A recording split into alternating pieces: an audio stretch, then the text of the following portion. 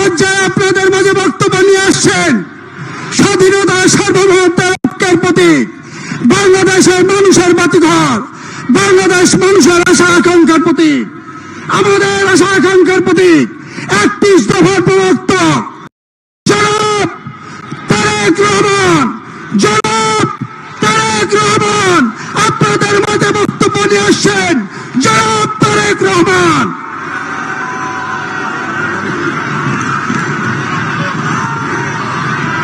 বিসমিল্লাহির রহমানির রহিম। প্রিয় আজকের এই জনসভা সম্মানিত সভাপতি, ধানের শীষের প্রার্থীবৃন্দ, মঞ্চে উপস্থিত নেতৃবৃন্দ এবং আমার সামনে উপস্থিত প্রিয় নীলফামারীবাসী ভাই ও বোনেরা, আসসালামু আলাইকুম। আসসালামু আলাইকুম। কেমন আছেন আপনারা? ভালো আছেন সবাই? আচ্ছা, তো আজকে এই যে এত বড় জনসভায়, এই যে নির্বাচনী জনসভা, এই নির্বাচনী জনসভা কেন, কবে নির্বাচন?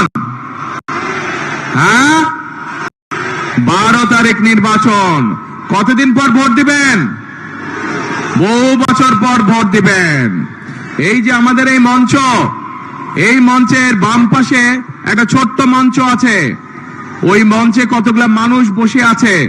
এই মানুষগুলো তাদের স্বজনদেরকে হারিয়েছে বিভিন্ন অত্যাচার, নির্যাতন, গুম খুনের মাধ্যমে। এই মানুষগুলো তাদের স্বজনদেরকে হারিয়েছে। কেন হারিয়েছে এই স্বজনদেরকে? কারণ এই স্বজনেরা এই যে বললেন 12 তারিখে ভোট দিবেন, আপনাদের এই ভোটের অধিকারকে ডাকাতি করে নিয়ে গেছিল এক দল। তাদের কাছ থেকে উদ্ধার করার জন্য বিএনপি সহ বহু দলের নেতাকর্মী, বহু সাধারণ মানুষ এই স্বৈরাচারের সময় জীবন দিয়েছে, অত্যাচার নির্যাতনের শিকার হয়েছে, কেস কাচারির শিকার হয়েছে। এই নীলফামারী এই এলাকা হচ্ছে সাক্ষী কিভাবে কতগুলো নিরীহ মানুষকে, যারা জনগণের জন্য, জনগণের ভোটের অধিকারের জন্য কথা বলেছিল, সেই মানুষগুলোকে রাতের অন্ধকারে মেরে ফেলা হয়েছে। এই এলাকার মানুষ সাক্ষী তার। প্রিয় ভাই বোনেরা, 12 তারিখ নির্বাচন। এই নির্বাচনে ইনশাআল্লাহ বাংলাদেশের মানুষ তারা আবার ভোট দিবে, ভোট দিয়ে তাদের প্রতিনিধিকে নির্বাচিত করবে। কিন্তু শুধু ভোট দিলেই, একটু পিছিয়ে যান, কিন্তু শুধু ভোট দিলে চলবে না। আমাদেরকে এই নির্বাচনটাকে দেশ গঠনের নির্বাচন হিসেবে চিন্তা করতে হবে। দেশকে আমাদের গড়ে তুলতে হবে। কেন?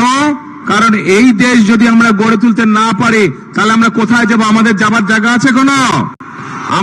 আমাদের প্রথম ঠিকানা বাংলাদেশ, শেষ ঠিকানা বাংলাদেশ। এখন প্রিয় ভাই বোনেরা, এই এলাকার মানুষের কর্মসংস্থান দরকার।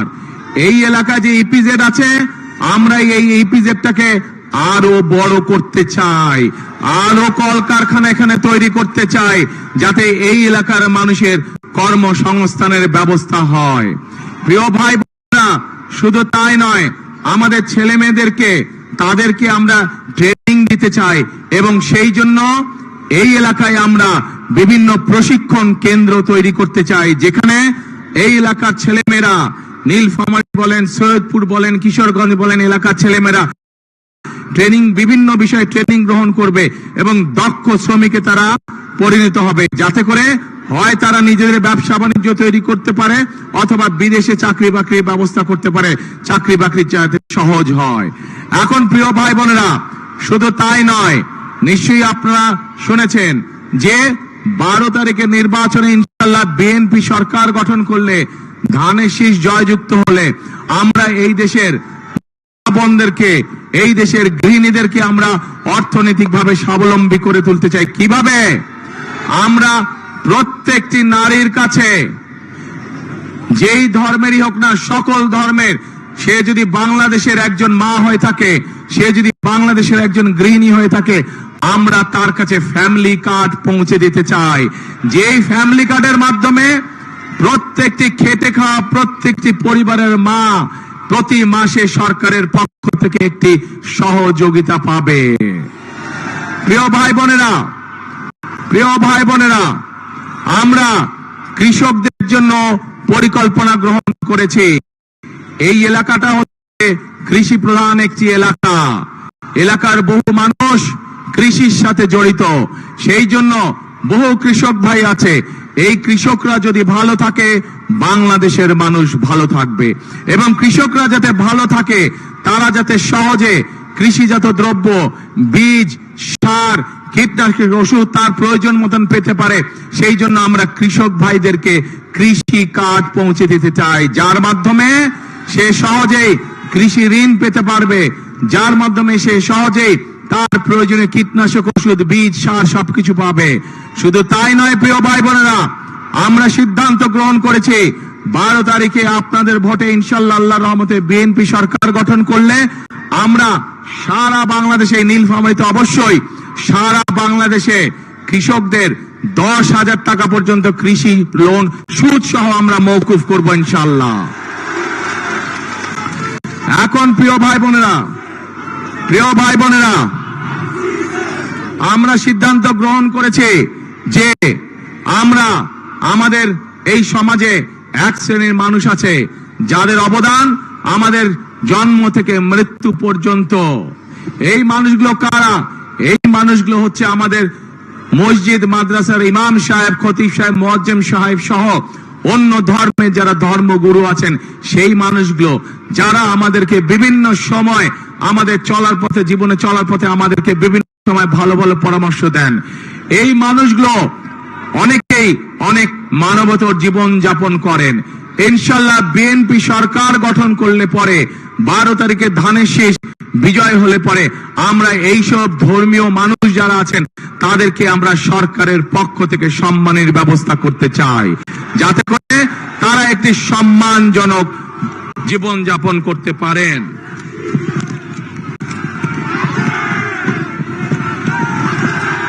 প্রিয় ভাই বোনেরা, এই এলাকার, এই সমগ্র নীলফামারী, রংপুর, দিনাজপুর সহ এই পুরা রংপুর বিভাগের মানুষের একটি প্রাণের দাবি আছে। বলুন তো কে সেই প্রাণের দাবি?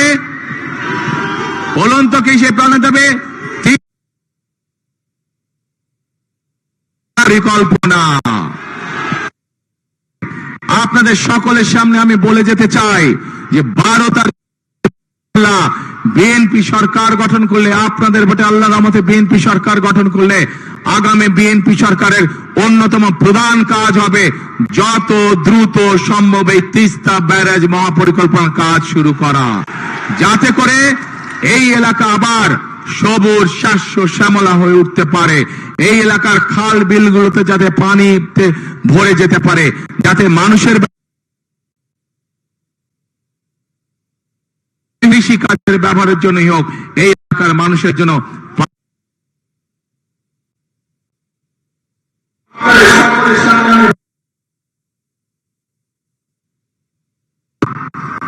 নীলফামারীর মানুষের দাবি, এখানে একটি মেডিকেল কলেজের দাবি। ইনশাআল্লাহ পর্যায়ক্রমিক ভাবে এইটিও আমরা বাস্তবায়ন করব। একই সাথে পাশে যে কিশোরগঞ্জ জেলা আছে, সৈয়দপুর জেলা আছে, এটি একটি শিল্প অঞ্চল। এই শিল্প অঞ্চলকে নীলফামারী বলুন, কিশোরগঞ্জ বলুন, সৈয়দপুর বলুন, অঞ্চল হিসাবে গড়ে তুলতে চাই। সেখানে রেল কারখানা সহ আরো যে শিল্প গঠন করা সম্ভব হয়, আমরা সেই শিল্পগুলো গঠন করতে চাই। কারণ এই এলাকা মানুষ কৃষি নির্ভর, কিন্তু শুধু কৃষি নির্ভর না, এই এলাকার মানুষের সাথে কর্মসংস্থানের সমস্যা না হয়, সহজে যাতে কর্মসংস্থানের ব্যবস্থা করা যায়, সেই জন্য আমরা এই এলাকাকে আমরা শিল্প অঞ্চল হিসেবেও গড়ে তুলতে চাই।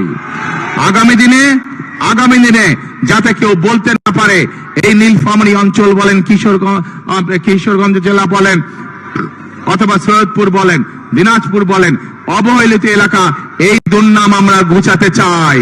এই এলাকায় স্কুল কলেজ রাস্তাঘাট আমরা তৈরি করতে চাই, যাতে মানুষের চলাফেরার জন্য সুবিধা হয়। মেডিকেল কলেজ তৈরি করতে চাই। আমরা সৈয়দপুর যে এয়ারপোর্ট আছে, এই এয়ারপোর্টটাকেও আমরা ধীরে ধীরে আন্তর্জাতিক এয়ারপোর্টে রূপান্তরিত করতে চাই, যাতে করে এই যে এখানে যে চাইনিজদের যে হাসপাতাল তৈরি হচ্ছে, এই হাসপাতালে দেশের থেকে বিভিন্ন জায়গা থেকে বিদেশ থেকে রোগী আসবে, যাতে মানুষ সহজে ব্যবসা বাণিজ্য চিকিৎসার জন্য এখানে আসতে পারে। সেই জন্য সৈয়দপুর এয়ারপোর্টকে ইনশাআল্লাহ আমরা ধীরে ধীরে আন্তর্জাতিক এয়ারপোর্টে রূপান্তরিত করতে চাই। এখন প্রিয় ভাই বোনেরা, আমরা খেয়াল করছি যে এই এলাকার মানুষ যাতে সহজে ভোট দিতে না পারে, একটি দলকে আমরা খেয়াল করছি আমাদের সমাজের বিভিন্ন মানুষকে গিয়ে তারা ভয় দেখাচ্ছে। পেয়েছেন এই খবর আপনারা? বিভ্রান্ত করার চেষ্টা করছে, তারা ভয় দেখানোর চেষ্টা করছে।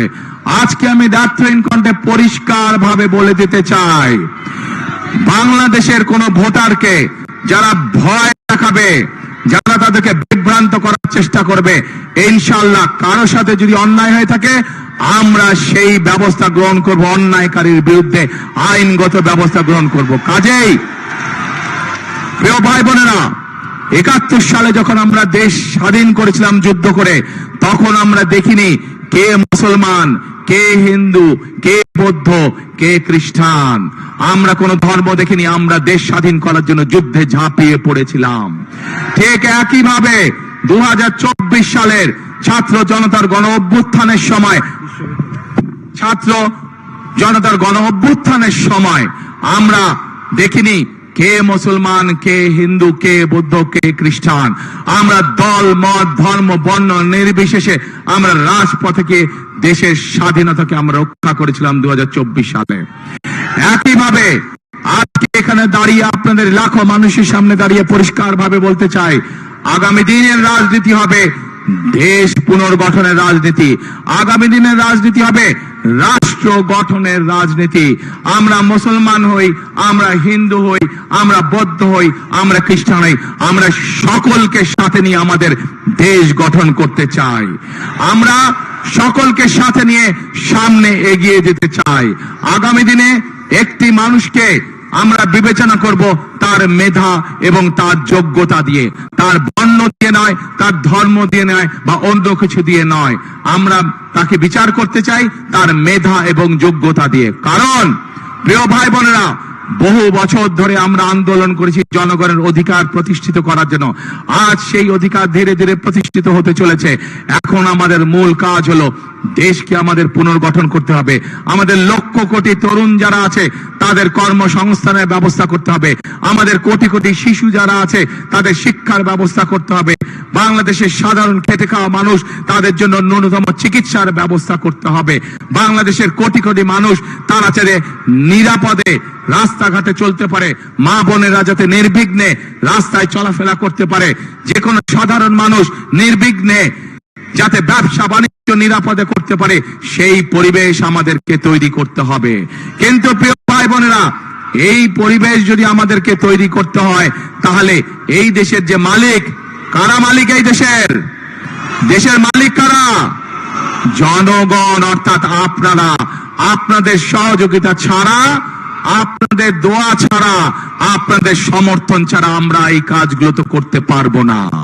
সেই জন্যই আজকে এই নির্বাচনী মঞ্চে দাঁড়িয়ে যেই কথাগুলো আপনাদের সামনে বললাম, দেশ গঠনের যে পরিকল্পনার কথা আপনাদের সামনে বললাম, সেগুলোকে তখনই বাস্তবায়ন করা সম্ভব যখন এই মাঠ ভরা লোক, এই শহর ভরা লোক, এই সমগ্র জেলার মানুষ, আজ আপনাদের সকলের কাছে আমি ধানের শীষের পক্ষে ভোট চাইতে এসেছি।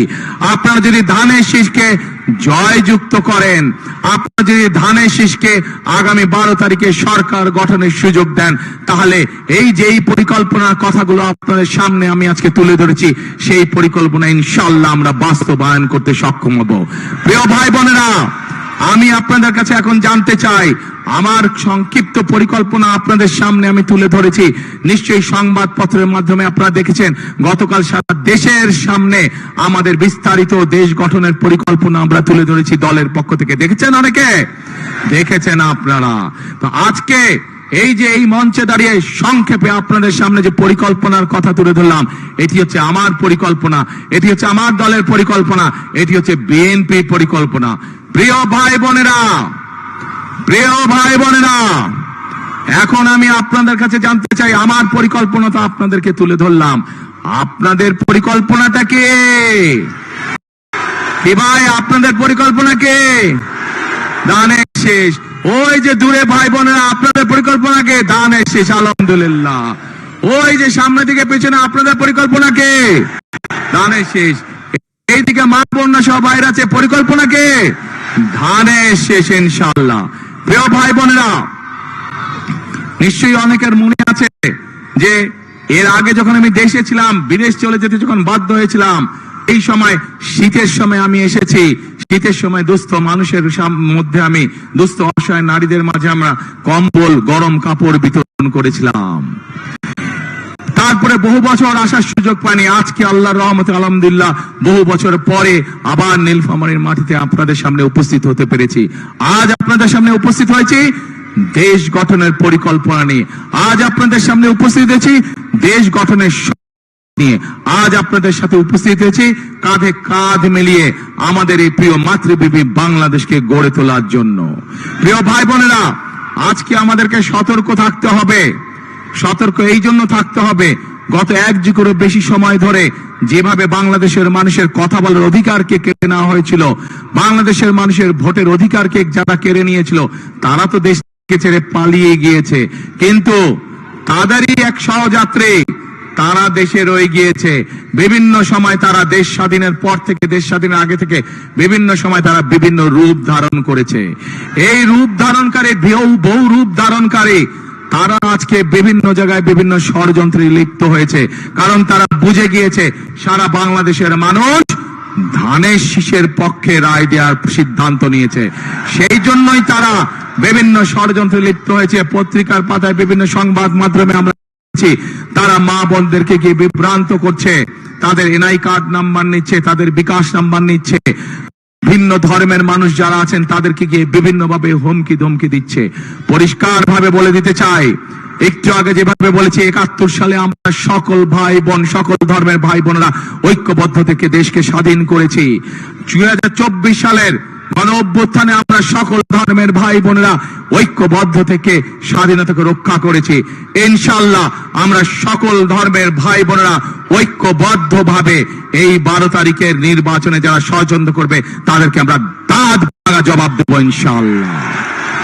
প্রিয় ভাই বোনেরা, সামনে লক্ষ্য, সামনে উদ্দেশ্য একটাই।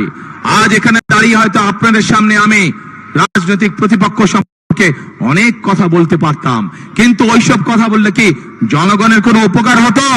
মানুষের উপকার হতো? মানুষ জানতে চায়, মানুষ জানতে চায় যে কোন রাজনৈতিক দল তাদের জন্য কি করবে, দেশ গঠনে কি কাজ করবে, মানুষের জীবন যাত্রা পরিবর্তনের জন্য কি কাজ করবে, মানুষ এটাই জানতে চায়। আজ একমাত্র বিএনপি একমাত্র দল যারা পরিষ্কার ভাবে দেশের মানুষের সামনে তুলে ধরতে সক্ষম হয়েছে যে বিএনপি মা বোনদের জন্য, নারীদের জন্য কি করবে, বিএনপি কৃষকদের জন্য কি করবে, বিএনপি তরুণ যুবকদের জন্য কি করবে, তরুণদের জন্য কি করবে, বিএনপি আগামী দিনের ভবিষ্যৎ শিশুদের শিক্ষা ব্যবস্থা কি করবে, বিএনপি এই দেশের মানুষের স্বাস্থ্য ব্যবস্থা সম্পর্কে কি করবে, সকল পরিকল্পনা বিএনপি জাতির সামনে উপস্থাপন করেছে। প্রিয় ভাই বোনেরা, আজ কাজ একটাই, আমাদেরকে দেশ গঠনের কাজে মনোনিবেশ করতে হবে, আমাদেরকে দেশ গঠনের কাজে শপথ গ্রহণ করতে হবে। আজকের এই জনসভা আমাদের দেশ গঠনের শপথ হোক, আজকের এই জনসভা আমাদের আগামী দিনের দেশ গঠনের প্রতিজ্ঞা হোক। আছেন নাকি আপনারা আমার সাথে? দেশ গঠনে কারা কারা আছেন আমার সাথে? আছেন দেখি, আগামী দিনে দেশ গঠনে কারা কারা আছেন? আলহামদুলিল্লাহ, আলহামদুলিল্লাহ, আলহামদুলিল্লাহ। প্রিয় ভাই বোনেরা, আসুন বিশ্ববিদ্যালয় সহ যেই কথাগুলো বলেছি ইনশাআল্লাহ পর্যায়ক্রমিক ভাবে আমরা বাস্তবায়ন করব। তার আগে বাংলাদেশের প্রিয় জনগণ, প্রিয় ভাই বোন, আপনাদেরকে আপনাদের পরিকল্পনা বাস্তবায়ন করতে হবে। অর্থাৎ 12 তারিখে কোথায় সিল দেবেন? ধানের শীষে সিল দেবেন। এই দেশের উন্নয়নের অগ্রযাত্রাকে আমরা সকলের সামনে দিকে নিয়ে যাব ইনশাআল্লাহ।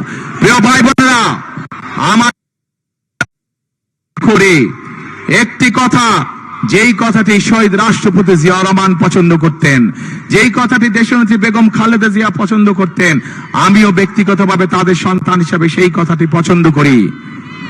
কি সেই কথাটি?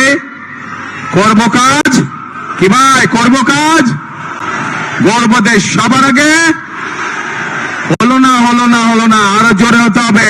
করব কাজ সবার আগে, বাংলাদেশ। প্রিয় ভাই বোনেরা, আসুন 12 তারিখে আমরা এই দেশ গঠনের কাজ দেই, এবং এই দেশ গঠনের জন্য যাদের হাতে আমরা ঝান্ডা তুলে দিয়েছি সেই মানুষগুলো আজ আমার দুই পাশে দাঁড়িয়েছে। আপনারা চিনেন তাদেরকে? এই মানুষগুলোকে আপনারা 12 তারিখ পর্যন্ত দেখে রাখবেন। 12 তারিখের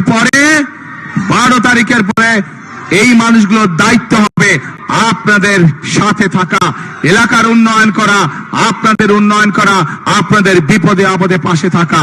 12 তারিখে এদেরকে জয়যুক্ত করে আনবেন ইনশাআল্লাহ, এবং 12 তারিখ থেকে পরবর্তী 5 বছর পর্যন্ত এরা প্রত্যেকটা মানুষ সার্বক্ষণিক জনগণের সেবার কার্যে রত থাকবে ইনশাআল্লাহ।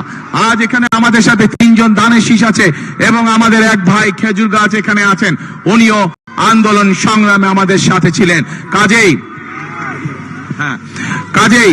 আমাদের দায়িত্ব হচ্ছে, একটু আগে যেমন বলেছি, দল মত ধর্ম বর্ণ নির্বিশেষে আমরা একসাথে দেশ গড়ব, ঠিক একইভাবে ধানের শীষের পাশাপাশি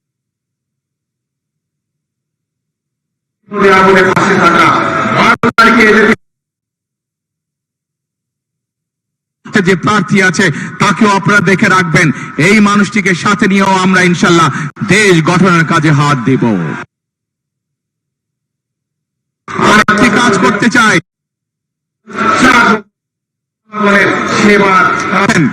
সেদিন কিন্তু আমি চাই আপনাদেরকে খাল খননে আমার পাশে থাকবে ইনশাআল্লাহ। আসুন আমরা আল্লাহর কাছে দোয়া করি, যাতে আল্লাহ আমাদেরকে যে সকল পরিকল্পনা আমরা এলাকার জন্য, দেশের জন্য, মানুষের জন্য গ্রহণ করেছি, সেই সকল পরিকল্পনা যাতে আল্লাহ তাআলা আমাদেরকে বাস্তবায়ন করার সুযোগ দেন। আল্লাহ হাফেজ। বাংলাদেশ জিন্দাবাদ, বাংলাদেশ জাতীয়তাবাদী জিন্দাবাদ। শেষের কথা আবার, করব কাজ, গর্ব দেশ সবার আগে, সবার আগে বাংলাদেশ। আসসালামু আলাইকুম।